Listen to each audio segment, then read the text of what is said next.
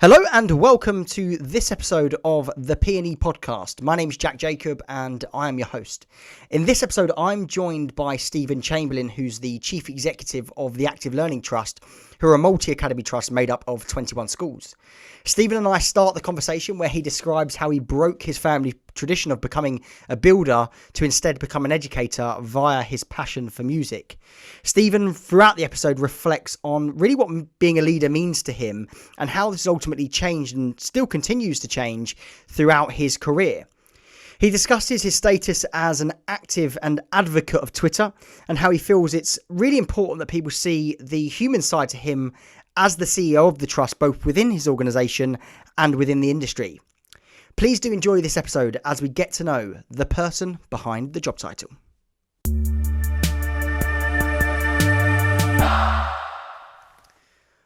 Hi everyone, before we get into this conversation with Stephen, just want to give a shout out to the episode sponsor, Guide Teacher Development. Guide Teacher Development provides accredited training courses, CPD and other best practice expertise to hundreds of schools across the UK. What's different about Guide Teacher training, and rather timely given the current global situation, is that 100% of the training they deliver is delivered online and has been since 2017. Their revolutionary online platform, designed by an Ofsted outstanding former head teacher, can help every single member of a school staff to develop their career. All training content is available in one place at any time and accessible anywhere on any device. Guide Teacher Development provides fully accredited, expert training that is effective, engaging and evidenced. It dramatically reduces the cost of face-to-face training programs whilst being easier for staff to complete in their own time, yet still trackable by school senior leadership teams. To find out more, please visit www.guideteachertraining.com. So Stephen, you're very active on social media, particularly Twitter, as well as LinkedIn. Did you know that you've tweeted 29,000 times? I don't really keep a tally on it, but yeah, I'm not surprised. I try and get on there a little bit of personal stuff, a little bit, a lot of work stuff, a lot of what's going on in the schools. And I had to debate about do you do the personal stuff or not, but actually sometimes I think it's nice just for people to see the human side of the CEO as well. So I keep it all family, that kind of stuff. Yeah. I think it's just sometimes nice to get to know the person who's actually the CEO as an individual and as a family man, not just as the professional. Definitely. So why is it important to you that? I think because actually sometimes a CEO, particularly if you're a large trust, can be quite a distant person. Yeah. And we've got over 1,000 employees. When I go into schools, I don't get to meet everybody. But I think it's really important to kind of have some way of communicating with them. So actually there's quite a lot of people who are in my organisation that follow me on Twitter who kind of know me. So at the moment there's a number of staff I've never met, but during lockdown periods we've kind of been communicating, sharing things over Twitter in a way that we wouldn't get to do normally. So actually social media for me is quite a good way of actually just kind of staying in touch with staff that I wouldn't normally get to be in touch with, and just have a different kind of relationship with them as well as their own sort of professional relationship. Yeah, it makes sense. I think it's quite forward thinking, and actually, you're able to then address a message quickly en masse, which is also, one of the major things. But I think definitely right about getting your personality out there. And so you're not just this robotic name above a door type thing, and people know who you are. So yeah. So talk to me about, so let's go back to the start. So where did you grow up? What was your childhood like? All right, okay. So this depending on your football allegiances, this either goes really well or really badly. Okay. So I grew up in Tottenham. Well, I'm a Tottenham fan, so there we go. We're going to get on like a house on fire. Yeah, perfect. I usually get that kind of sit for the silence. The reaction is coming next. So I grew up. I went to the local primary school. My dad is a builder. In fact, I'm about the only member of my family who's not a builder. So my daddy's brothers are all in the building trade. My grandfather was a builder. Mum worked in kind of local offices and stuff. And I went to an inner London comprehensive school. And we had a small end of terrace house. And what got me into education really was music. So when I was at primary school, the local authority asked us to try out on instruments. I started out about 9 or 10 on the cello. Yep. Got quite good at it. So by the time I got to secondary school, I was ready to go to a conservatoire on Saturday mornings, and I started mixing with different groups of people. So, from Tottenham to kind of Muswell Hill, Highgate, playing in different orchestras, and music was a real kind of, I guess nowadays we'd call it kind of social enabler, social mobility. Yeah. That gave me that wider perspective. And actually, it's the thing that got me to school, because when you kind of live just outside Broadwater Farm, you go over, my grandparents lived on Broadwater Farm, so I spent a lot of time ducking and diving, being quite streetwise, which when you've got a cello on your back, is not always easy. You are a bit of a target. So, I think for me, that was the starting point, and that's really what got me into education.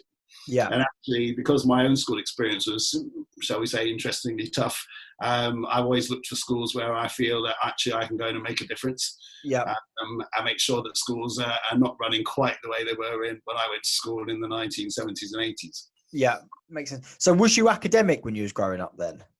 Kind of. I was kind of, I don't want to stereotype. I was probably a very typical boy, and I was quite capable, but quite lazy. Yeah.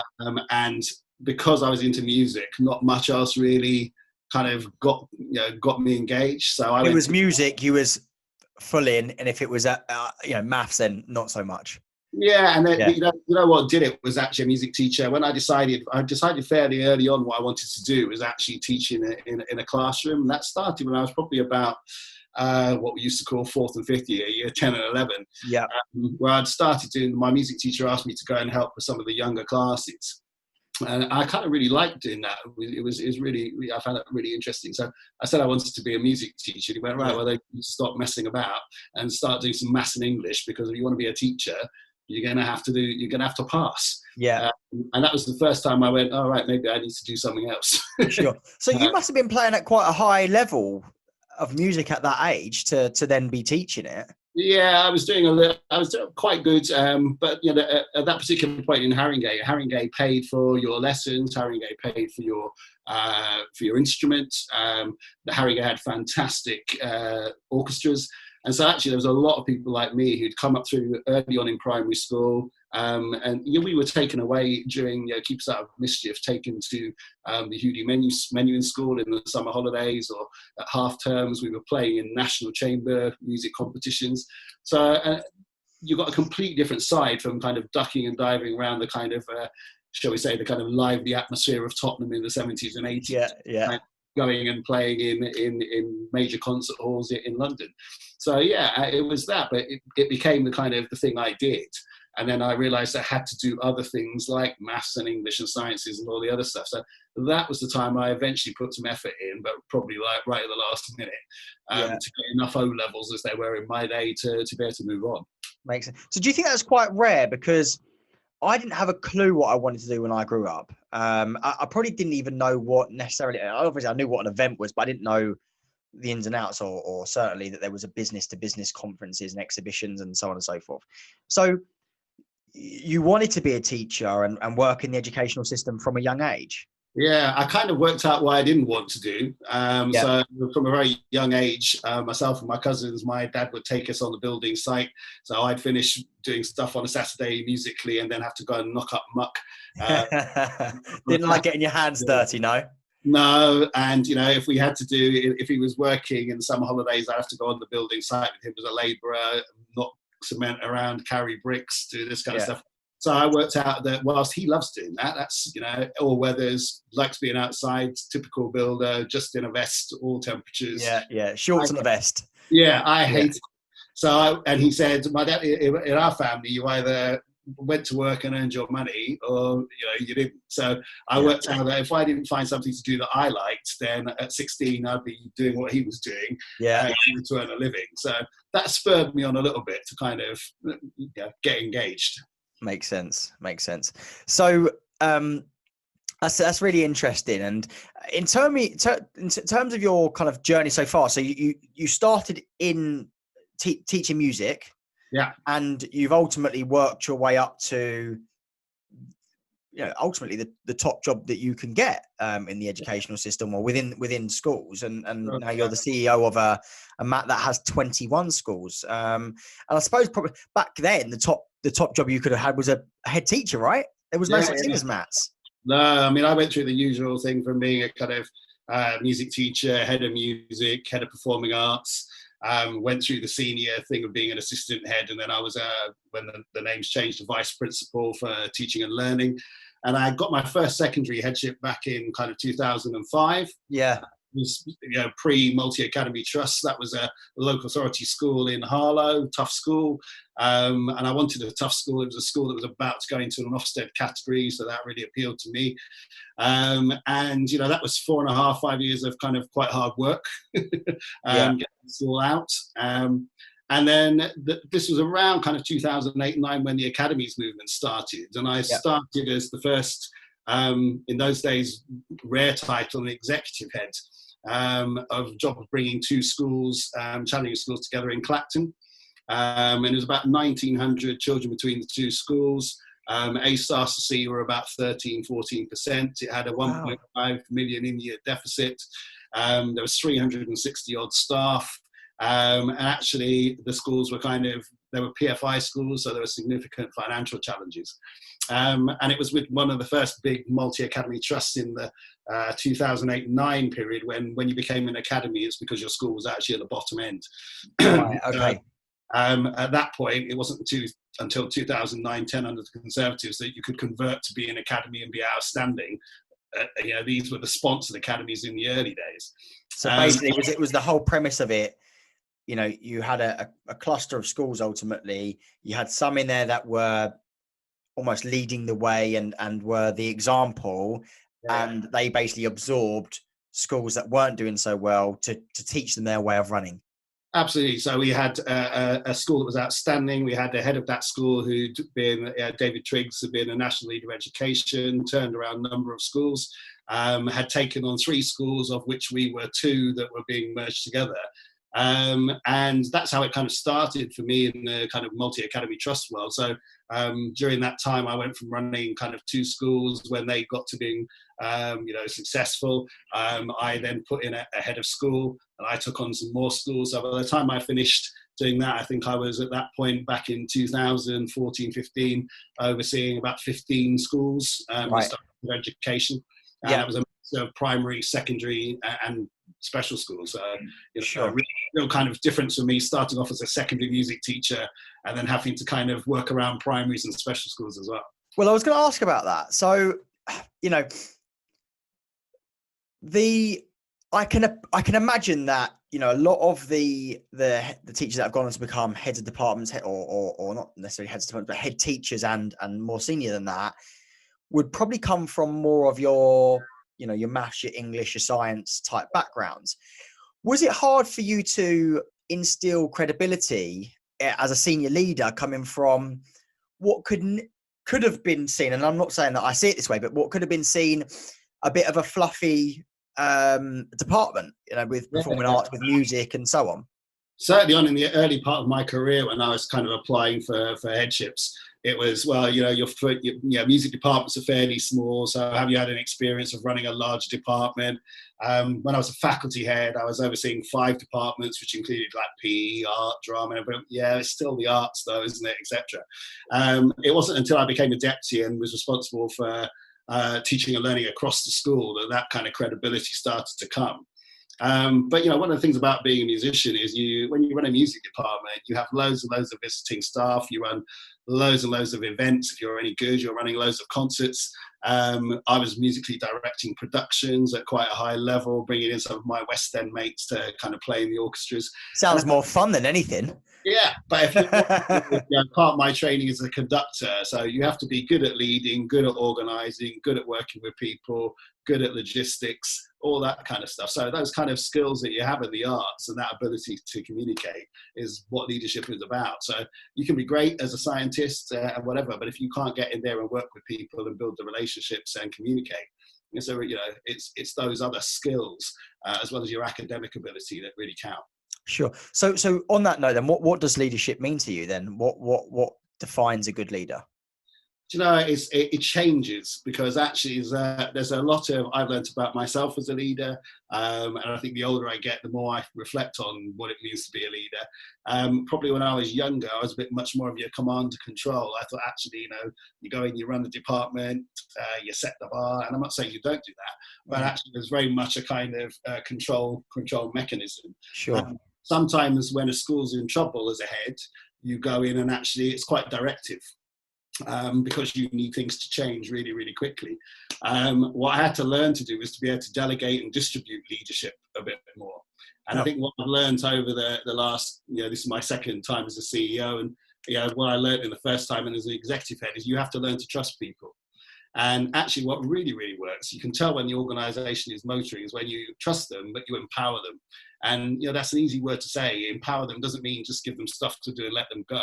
It means do some talent spotting, find the best people in your organization, harness that energy, and then let them go. How do you spot them? It's different because it's different. Sometimes people have got great skills, but they're in the wrong job. So, they're frustrated because they're in this box. And actually, you suddenly see them do stuff and go, actually, you'd be really, really good at doing this. So for a lot of the time for me is a lot of dialogue with people, a lot of coaching, a lot of getting to know the key players. I still get inspired by, going into schools and seeing some of the amazing stuff teachers do. So we've just, I've been with ALT 6 months. The first thing I wanted was a talent and capacity register. So where out of 1,000 employees, teaching staff and support staff, is our talent. Where's the best business manager? Where's the best facilities person? Let's build that into a framework that says, how do we build the capacity of the organization with these people? But then how do we grow them?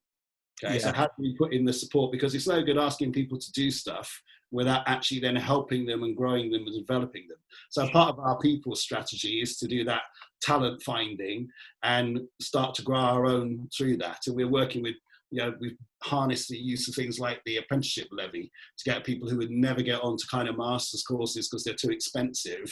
And we've got 7 just running through this year within the first 6 months. And that includes some of our business managers who are doing kind of management apprenticeship, that kind of stuff. It's not costing the trust anymore because it's part of our levy. But using those, just being creative with the resources and then giving people the opportunity is what leadership is all about. Because you can't run an organization by kind of doing it all from the top. And actually, for me, what I think I've worked out is that certainly as a Mac CEO, it's about that servant leadership model. That you're at the bottom here, not this way now. And actually, it's your job to kind of support people by growing the organization that way. So our job is to serve as well as to lead. Almost like the root of a tree. Yeah, absolutely. We're the foundations that help their tree flourish. If you don't get those foundations right, and you don't nourish those foundations, then actually the rest of it withers. So it's really important for me that we, whichever metaphor you use, whether it's trees or whatever it is, that we are serving the people that actually make the organisation work, have a value, and enable it to grow and flourish. Sure. No, that's a really nice way of putting it. And have you had any leaders then that have really stuck in your mind and perhaps their style, perhaps the way that their people management skills or whatever it might be? Have you had that person in your career that stuck with you? Yeah, I've had, when I was in my first leadership role and very much in my second leadership role, I had heads who were probably the best description, comfortable in their own skins. So they were good leaders. They knew they were good leaders, and a bit like me, they would picked me out and went, actually, I think this chap could do something. So let's give him some opportunities. And so I took that on board as kind of paying back or paying forward. The kind of the opportunities I was given is something that I should be doing for other people in the profession. And I've also, I worked out that people say, well, how have you turned, when we've turned the school around, how have you managed to do that? What did you do? So I didn't do anything. I'm just surrounded by really, really good people. And if I've got any talent, it's finding good people who do really good things, harnessing their energy, and then let them make it happen. And that's really how kind of, my view of leadership works, is that actually, where leadership works is where you're bright enough to surround yourself with people who are brighter than you, and can drive the organization forward. Sure. And that's actually the thing a lot of leaders say is around, it's about hiring people that are better than you. Better than you in certain things, right? Because if they're better than you, they'll be doing your job.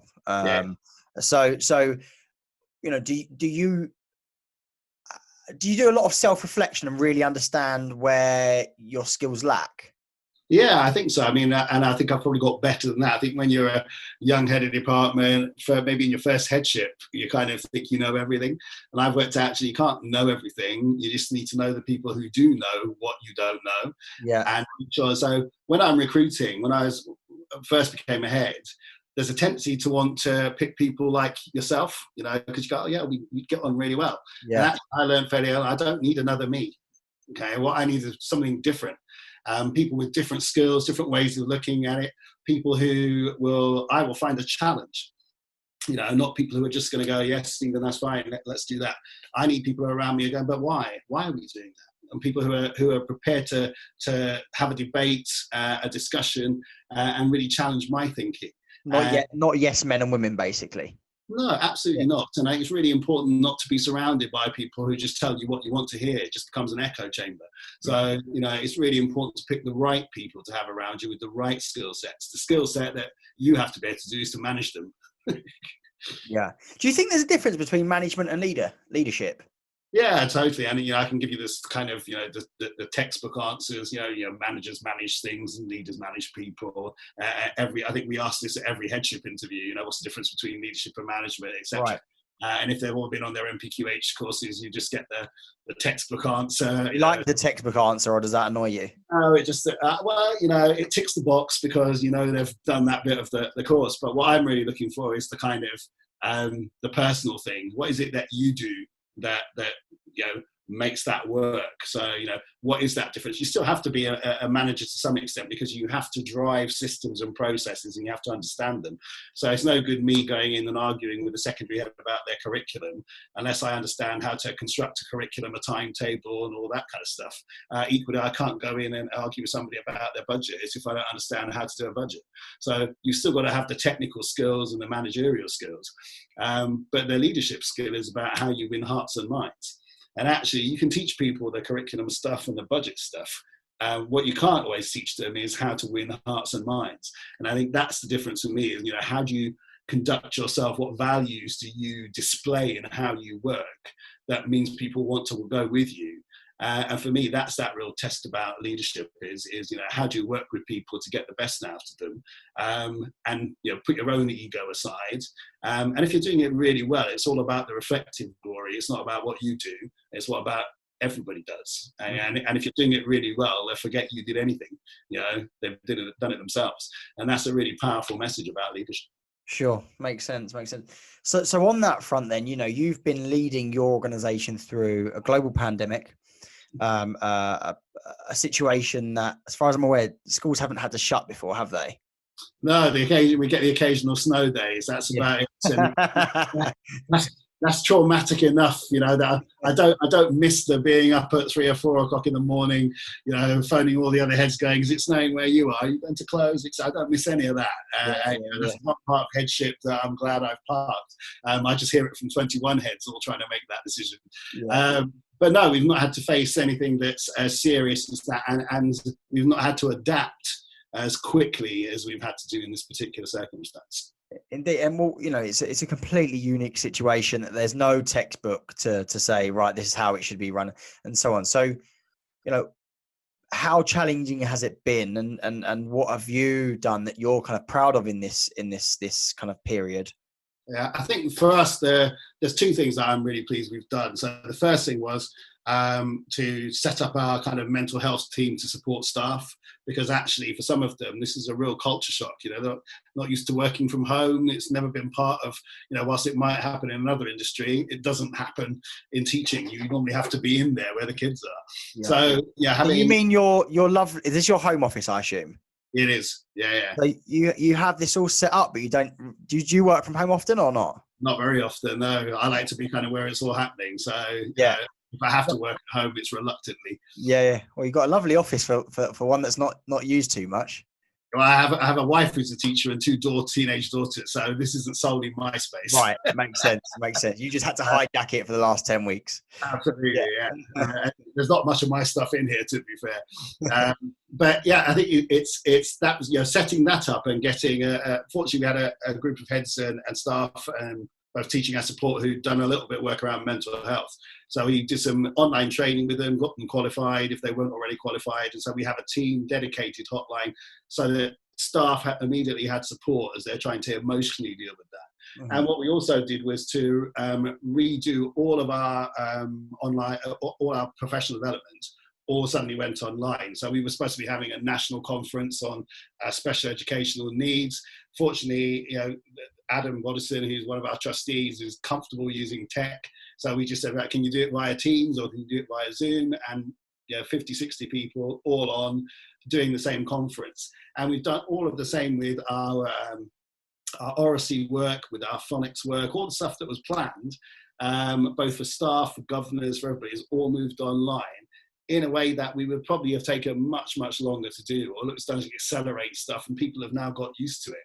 And the fact that we're recording sessions, we're using them as part of our virtual learning, is a whole new ball game. And we're starting to talk to organisations like Guide to actually make sure that we can now harness all this material we've gathered, so it doesn't disappear after this is over, and actually use it in a constructive way as part of a virtual school and virtual institute for teaching and learning. So that actually a good thing to come out of that is new ways of working. So we're pleased we did that. What we also did is make sure that we had, for the sake of the children and the staff, central questionnaires running. So, I reflect as a parent, if a school says to me, are you going to send your child back? I want to know what I'm going to be sending my child back to. So in this, it's not go back to school as it was. It's go back to a new school, a new way of working. So we spent a lot of time working with the heads on what will it look like for children when they come back from the 1st of June onwards. And what we did was say, right, put that into something and then send this questionnaire out. And because it went out across the trust, we immediately got, every time a parent completed it, we had new data. And we put in some questions about how parents were feeling about that. So, do you want your child to come back but you're worried? Or do you want your child to come back and you think, actually, no, I think it's safe? Or I want my child to come back, but not yet. So we've been able to harness kind of central data to make some really strategic decisions about what schools need support, what kind of support, simple stuff like, how many of you got access to some kind of ICT at home? So no good us pushing out loads of work on virtual learning environments if no one can get to it. And actually for us, it's around the kind of 91% have their own device, up to about 93, 94% have shared devices. So we had a much smaller cohort than we thought, that we'd have to kind of find other ways to engage. So for us, that's been a really powerful thing. Clever, really clever. Yeah, the central team are able to take some of that. My view was that we have to take the kind of shield the heads from all the other stuff, So I think the phrase that was brought home to me by the heads is kind of, we're drowning information and desperate for wisdom, because there's, I think DFE put out something like 46 different changes of guidelines, right? And heads just can't stay on top of all of that all the time. So we said, okay, we'll take that. We'll work through the guidance, we'll work with other trusts, with other MATs, and work out what's the best. And then we'll curate it, put it into a toolkit for you. So you haven't got to work through all that. Here's the best stuff, and we'll help you work through a toolkit. And that's what we've done, is to kind of make sure that we've become the umbrella, if you like, to kind of protect them from that kind of storm of information and guidance and stuff, and then actually filter into something that's usable. Sure, makes sense. So what was the reopening like then, the process of doing that? Because was it a case where you had your maintenance men and caretakers and so on going around with measuring tapes, measuring up classrooms and making, the maximum we can get in here is X, Y, and Z and so on? Was it really like that? Absolutely, because one of the things that we said to all our heads right from the start is, we will allow you to make an individual decision, because every school is a different size. Some of the classrooms are tiny, some of them are massive. Small schools haven't got the resources. So if you've only got, one of our schools has got 76 children in the whole school, right from early years up to year 6. So actually their way of working is completely different from anyone else's. So we've said to all of our heads, it is up to you to make the decision about when it's right to open and how many children you can take, and we will back you on those decisions. But you have to go through that process of doing exactly that, measure the tables, work out what's safe. We'll support you with the risk assessments. And what we did was I'm part of a network of CEOs with Cambridge Local Authority, part of the Confederation of School Trusts. we went through and made sure that we've got some robust risk assessments. We added in all the questions that the unions wanted. So I think we ended up with a risk assessment that was 17 areas and 175 criteria long for the heads had to work through to tick off before we could take it to the board and go, yeah, we're comfortable. But actually, everything changes. So more guidance came out. We signed them off on the 28th. More guidance came out over the weekend. So we had to adapt them over the weekend. So they are live and dynamic as guidance comes along. And that's the important bit for a trust, is that the heads feel that we're doing that work for them. They get a daily briefing from me, usually borrowing bits from John Lewis in Cambridge or Confederation Schools Trust, who produce some amazing kind of information. And we curate that, make sure it goes to our heads so they're up to date. Yeah, makes sense. So it's about that support element, right? And you basically enabling the head teachers to do their job of kind of running the school on a kind of, not business as usual, because it's not business as usual basis, but as best to that.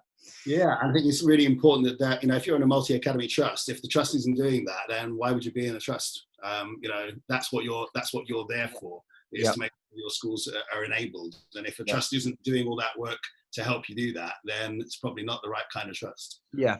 Out of interest, do you know what percentage schools are split at? Those in multi-academy trust versus those that aren't in multi-academy trusts? No, I mean, there's quite a lot nationally. I'm not sure what the current figures are. I mean, there's still a whole load of primary schools that are not in trusts, and that they're either single schools. We're kind of in the mid-band of multi-academy trusts. We're not in the kind of 30-plus area. We're in that kind of mid area. But you've got an increasing number of very small multi-academy trusts in that kind of 3 to 5, less so in the 5 to 12 kind of category. But the biggest numbers are still primary schools, and actually there's quite a lot that are quite isolated primary schools that are kind of single form entry out in the country, is less in the towns, who find it really difficult when these kind of things happen to get that kind of support unless their local authority is brilliant. Yeah, sure, makes sense. Because I think that there can be perhaps a misconception that if you work in the educational industry, you've got blinkers on a little bit in terms of like the commercial world and how ultimately, regardless of you're running a business, right? And a business that serves children and their parents, and so I can see how it would be very, very hard for the head teacher that's been head teacher for 10, 15 years, that's been institutionalized within that organization, because it might be a village and she's the principal of a village school and she lives in the village and she knows all the parents, or he knows all the parents, or whatever it might be. So I can see how it would be difficult. And it's always been the same in the sector, and I think we've moved. We forget that if we take a business model, that the whole map world is a kind of fairly nascent business. It's 10, 12 years old, and actually, people say, well, you've been doing it since 2008, Stephen. You must know what it's like. And I'm like, yeah, but what it was, the sector was like in 2008 and what it looked like in 2020 are complete different things. And actually, those early pioneers of people like my former boss, David Triggs, Frank Green, David Carter, Michael Wilkins, all of those people that were kind of probably the pioneers, were kind of making it up to some extent as they went along, because the starting point was deal with schools in challenges. Politically, it was then, well, you can convert if you're an outstanding school.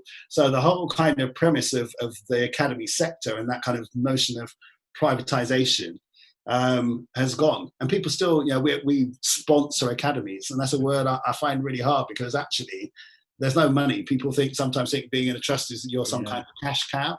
And so what money are you going to give us? We're like, we're not going to give you anything. Okay, but there's no extra money.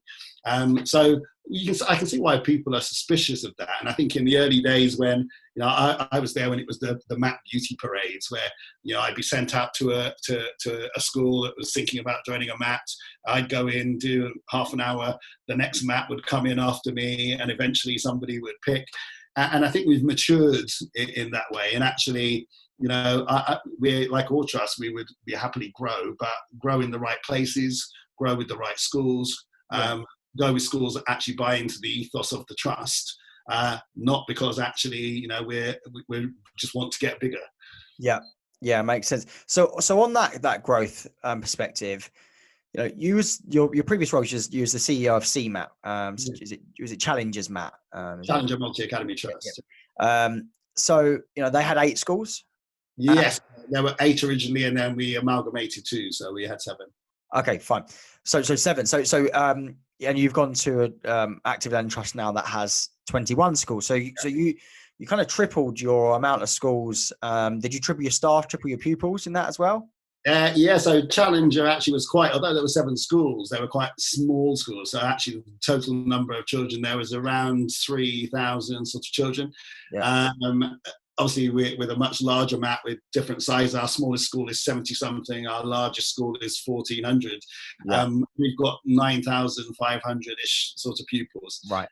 But I was previously running as a regional director with lots more secondary schools, 15 schools, where the pupil number was nearly 11,000. Right. Budget of around 70 million across those schools. So I've gone from kind of regional director in a MAT to setting up a MAT, which was Challenger, and then kind of establishing that, and then moving into a much larger MAT. Would you say you've done that deliberately so you could get the CEO role to then move on to a bigger CEO role in a MAT? Yeah, partially. I think also like a lot of leaders, you kind of you get to a point where you go, actually, I'm ready, to take this as a startup here, but actually it now needs somebody else to take it on to the next stage of their journey. Yeah. And I'm getting kind of, I'll be 55 this kind of coming August. I want to make sure that from my perspective, I've also had that opportunity to lead a larger organization as a CEO as well. But Challenger was a great, when you start as a startup, I've come into Active Learning Trust and having to readjust because it's been going for some time. So there's a lot of expectations of how things were, a lot of things are how they were established. With Challenger for the first year, all there was me and a laptop and a car, and going out to get schools that, mostly schools that were in challenge, and getting them to move. And within the first 3 years, we had 2 schools that were inadequate that went straight to good. Over the last year or so, the work that we did over that has enabled another 2 schools that are in the trust to go to good. And during those 5 years, we also had schools that went, well, we were already good, but we like what you're doing. So in Challenger, the offer was around character education and learning outside the classroom. And those were our kind of unique selling points. So schools that were really into, we really want to do something with character, and we really want to do something that's engaging about music, sport, forest schools. This is the kind of trust we want to be in. And so I was quite proud of the fact that we had something unique and different that we set up. Active Learning Trust has its own unique selling points, etc. So it's been quite interesting for me as a leader to have to adapt my style again to take on board the key messages of the organisation that I've joined, but also shape it to help it develop. Certainly. So, perhaps something that might be slightly, potentially difficult to answer, but the role that you took over from, so you as a CEO from Challenger to Active Learning Trust, and I know there was an interim in the middle, but you took over from a CEO that tragically passed away. That was unwell. Yeah. Did that make it more difficult for you to come into an organisation perhaps where the last CEO didn't just leave off their own accord? They had their own stamp, and like I said, tragically was unwell and sadly passed away. And you had to come in and put your own stamp on things and perhaps change things as well. How did you find that?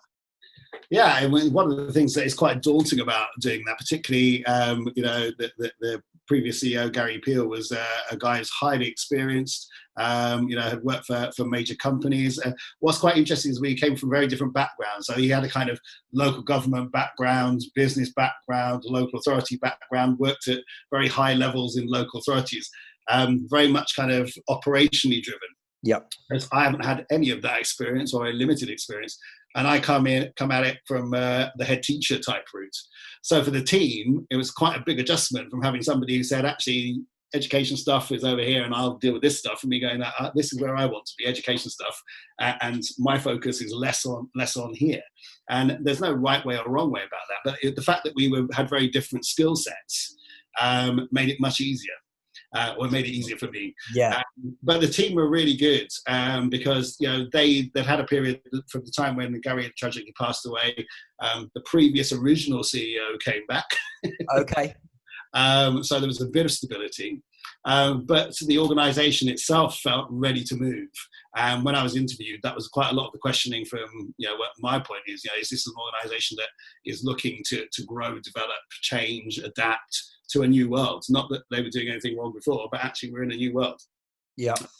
And I got a very strong sense from the staff, from the head teachers, and from the trustees that, yes, the trust had got to this point, but now is a point to consolidate that, and then start to look at how that trust then develops over the next, what's the next 3 to 5 years look like in a very different market. Nobody quite predicted the challenges we're facing at the moment. Yeah, of course. But that was what attracted me to it, and the kind of ethos of the trust, which is. I say this to my heads. When I was a head, I wasn't very good at being told what to do. So when I came into headship, I wanted to run a school with my vision, values, etc., etc. Yeah.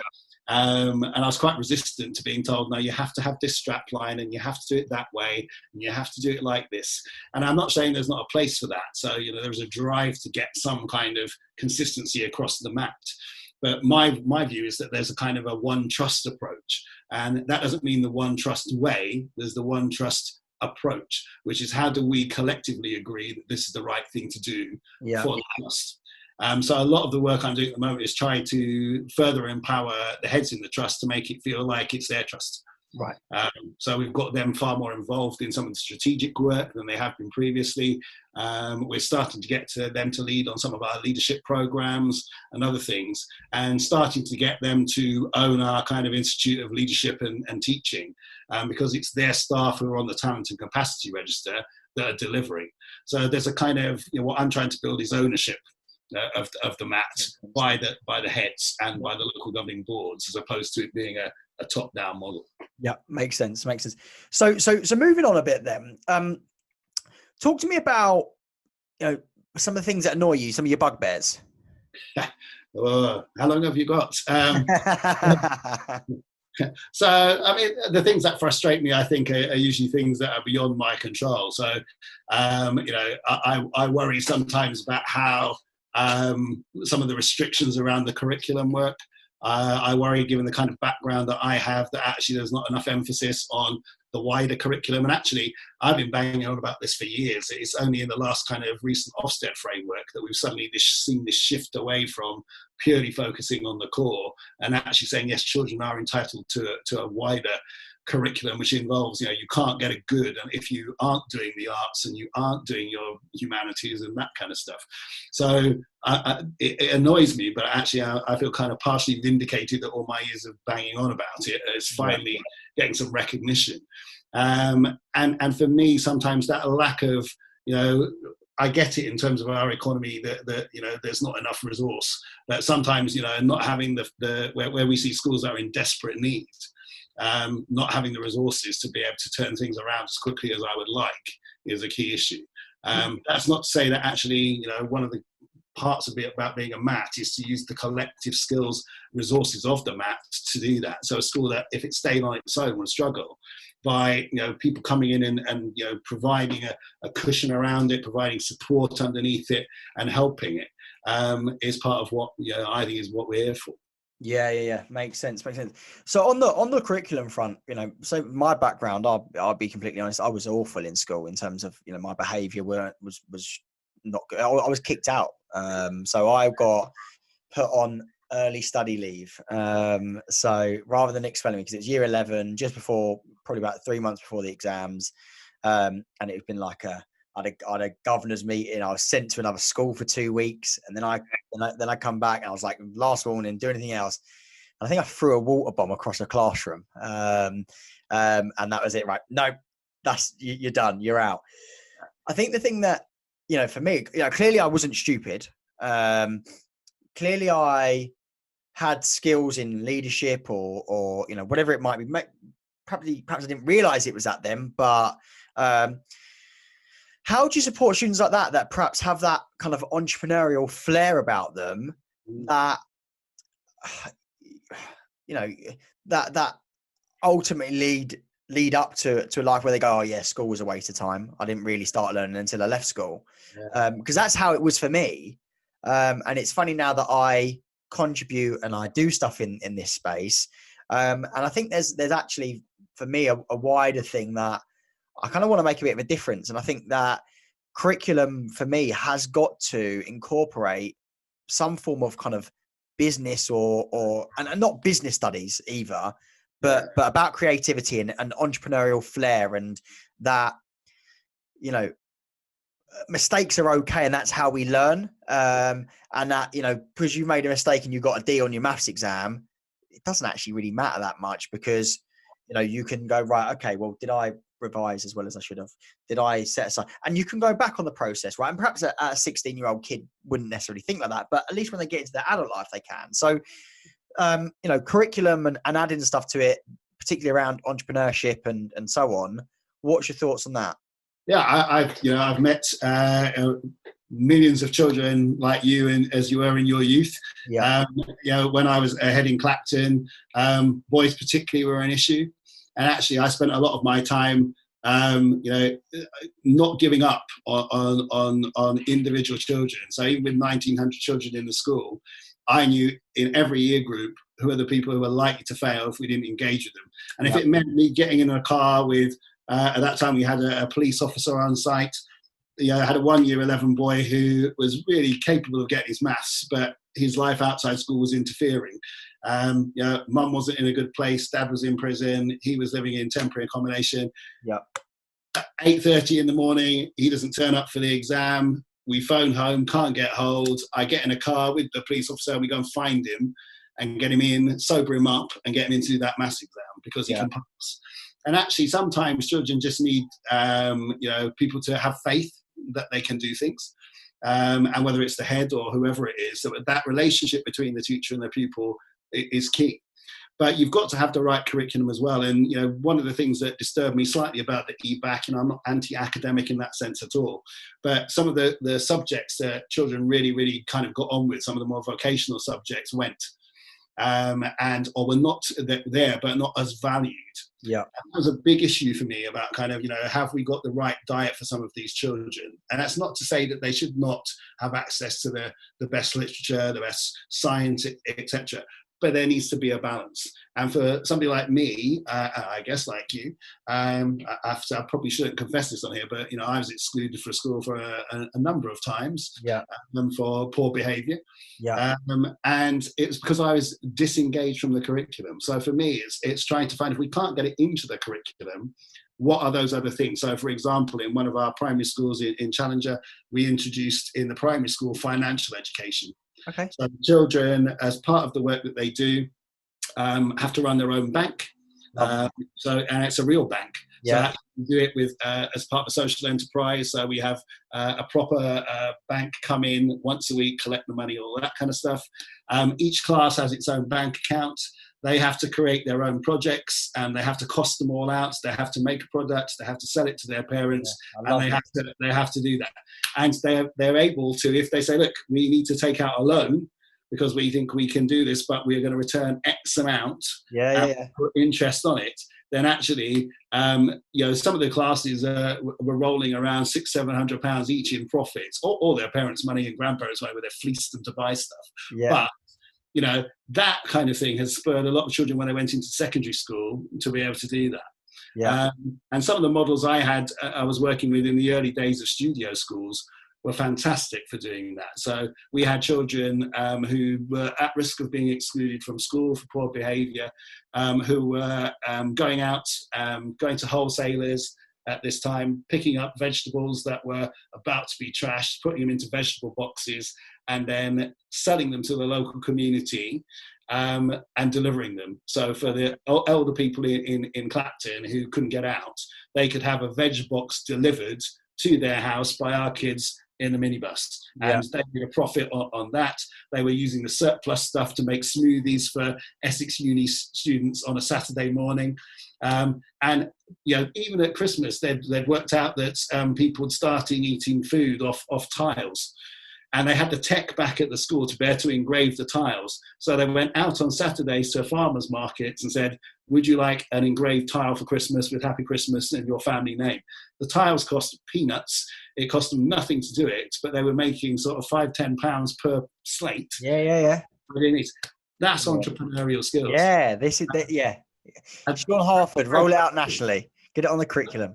And, this is really bizarre. So we had one child there that, as part of the enterprise skills, he'd been a child at risk of exclusion. He had a hearing impairment, and he was at risk of being thrown out of school because he wouldn't wear his hearing aid. Right. Okay. He was getting bullied. To our school. We got him. They had to have 1 day a week work experience, and he went to a butcher's for his work experience. After they said to him, "You've got to put your hearing aid in because customers can't hear you." And in the end, after building his confidence, his enterprise project, he was buying meat wholesale, Saturday going to a farmer's market and running a hot dog beef store. Then got an apprenticeship when he left. And actually, bizarrely, I went to the butcher's a week or so ago. He went, "Hello, Mr. Chamberlain. This is 6 years on." He said, "I'm now starting to run my own business, etc." Now, that's the kind of thing, all for academia as well. But, you've also got to take care of those children who, if it's not going to happen in the lessons, you've got to find other ways of giving them opportunities to succeed. Yeah, makes sense. I love that. And I think that there's, such a high percentage of students that fall in that bracket. And I think because the job market is slightly buoyant now, maybe won't be after the pandemic, but as employment opportunities increase, I'm a big fan of the apprenticeship route. I think that's a really important route. And we need to do more in schools to actually engage with that. So we're working with a company in Cambridge who are a Queen's Award for Industry.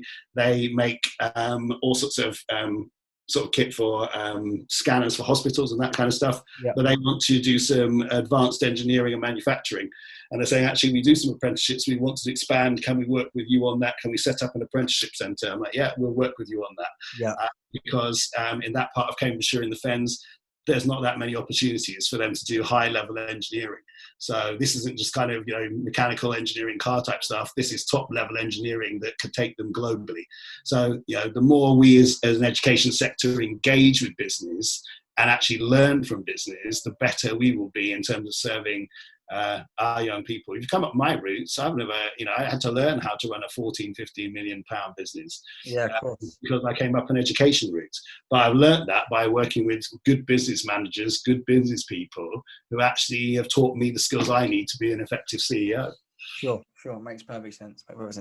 So let's move on again. Let's move to more, you and kind of you as a person and your personal life. So I think it's fair to say you've got a job with pressure. What do you do to unwind and relax? Well, it's back to that kind of music stuff again. So, you definitely didn't mention Tottenham there because that wouldn't be relaxing. No, that's a whole new ball game. For me personally, the music has always been my kind of go-to place to help me de-stress. The fact that I've got two daughters, my wife's a musician, head of music in a school. Both my daughters play cello like their dads. They play to quite a high level. And actually, I get a chance to kind of, much as they hate it, get involved in some of the work that they're doing with different ensembles, groups. And that's kind of my way of kind of, I still play in orchestras. I still conduct every now and then. Occasionally pop back into a West End pit to play, just to kind of keep my hand in with some of my contacts. But that gives me that kind of balance in my life between the two. I bet it gives you a bit of a buzz as well. Yeah, and also, I have to remember that, it's very important, like any skill that you have, that, you don't let it go. So I'm certainly not as good as I used to be. And now my daughters can play pieces that I used to be able to play quite well. Are they playing better now by any chance? Or? But hopefully not, because I never admit that. But they are. And for me, just having that thing that I share with them is really, really important. Yeah, I bet it's good for your relationship with them as well. I've got three daughters, one being 1 month old. So I've got all of this to look forward to. Though I don't play an instrument, but actually, it was on my New Year's. What's the word I'm looking for? Resolution. Yeah, that's it. New Year's resolution. That's the one. So I wanted to start playing an instrument this year and read a certain amount of books and other things as well. So, so I will do it, but not right now when the time's right. And it works the other way as well. So whilst mine have followed me into music, one of my daughters is really into, eldest daughter a couple of years ago was really into cheerleading, competing at a quite high level, quite into athletics and stuff. And so my kind of personal challenge, I'm 54, I started running. Now, the only thing I've ever run for is a bus. But, because my wife and daughters were kind of into that, I've set my own kind of challenge. So over the last 6-7 months, I've been doing kind of, running with a club. And over the last few weeks where I've been able to kind of get up early and then come back to work, I've been able to run a 3K, a 5K and set myself running a 10K. Now the races I set myself obviously were cancelled, but I now can run a 10K fairly, not easily, but good enough to do it every couple of weeks. Yeah, it's weird you said that. So I started running.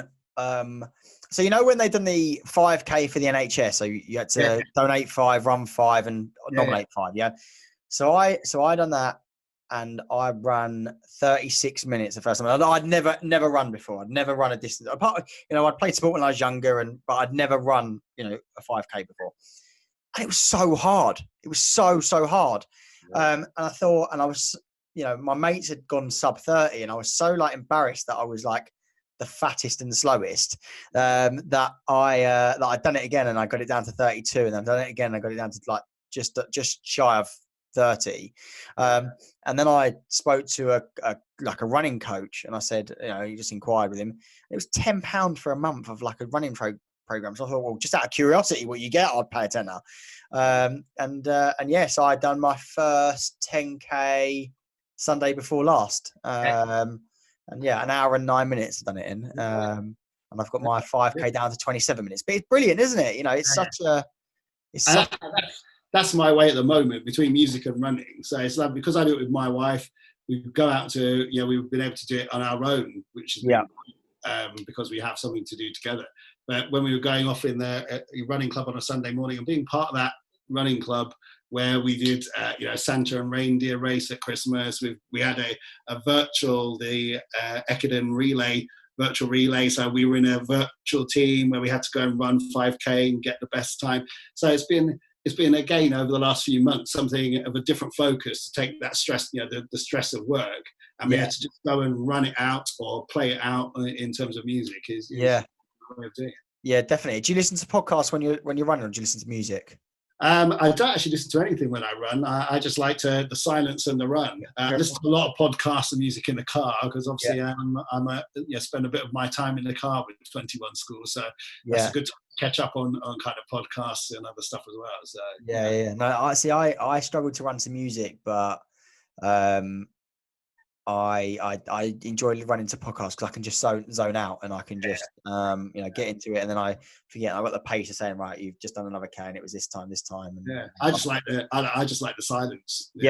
Just go off daylight when it's sunny. It's just great to go out, and where there's fewer cars about at the moment, just enjoy the bird song. Everything else in the morning is watch the sun come up. It's lovely. Yeah, no, I hear you. No, lovely. Okay, well, look, I think, we've covered an awful lot, and it's been a fascinating conversation with you. I want to ask one question that's a bit left field, and it puts you in a hypothetical situation. Okay. So you're no longer a CEO of a multi-academy trust. You are now the chairman of a global consumer products company. Yeah. And as a chairman, you've just had your board walk out, and you've got to assemble a new board. And you're down to your last 3 hires that you've got to put in place. You've got to put in a CEO. You've got to put in a chief marketing officer, and you've got to put in a chief commercial officer. And you've got a new product that potentially could change the world. It could potentially be huge. So you've got to choose. You can choose anyone dead or alive from history. It doesn't necessarily have to be people you've worked with. It can be celebrities, entrepreneurs, famous people, etc., etc. But who's your board and why? So a CEO, a chief marketing officer, and a chief commercial officer. Yeah. Okay. So let me have a think. If I was going for kind of CEO I'd want somebody with that real kind of communication skill. I think somebody I always admired kind of growing up, particularly from what went on in Tottenham in my youth, was somebody like Nelson Mandela. Yeah. He had that ability to communicate with everybody. Really good at kind of getting that sense of a vision and real moral compass, and it would either be him or kind of Martin Luther King, people that really have a moral purpose and are able to communicate to a huge range of audiences. And I think, obviously with things happening in the world at the moment, that's kind of in my mind that, people who can reach everybody in that way. I think if I was going for kind of the financial stuff, I'd be looking for probably your Steve Jobs or your kind of Elon Musk, maybe not with the same temperament, but certainly that ability to be entrepreneurial and to see opportunities and to drag those kind of, if you can put two men in space, and you're that determined, then that's where you kind of need to be. But you've got to have the commercial savvy to be able to do that and manage the finances to get you there. And in terms of delivering operationally, there's so many people I've worked with who are really, really good. I think if I was going for it on a business front, I kind of like the approach that I know they're entrepreneurial as well, but like the Dragon's Den type approach. So something like Deborah Meaden. Yeah. Who kind of has, nothing against the other dragons, but somebody who has that ability to kind of see through things, but also has a real focus on the detail of the operation as well. You wouldn't want to mess with her, would you? No, and she's somebody that you're going to have to work quite hard. If she's operational, then you'll do as you're told. So it's going to have somebody with a bit of an edge, as well as you can't just do operations without having an eye on the finance, and you can't do operations without having a sense of the detail. Yeah, but you've also got to be, sometimes operations can be quite dull, whereas I think actually if you're doing them well, it can be quite creative.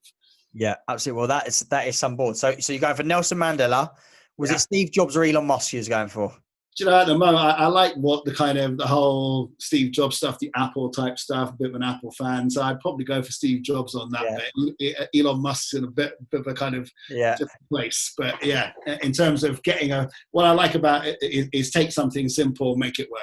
Yeah, of course. Simplicity is key, I think, in business and in life. So I hear that.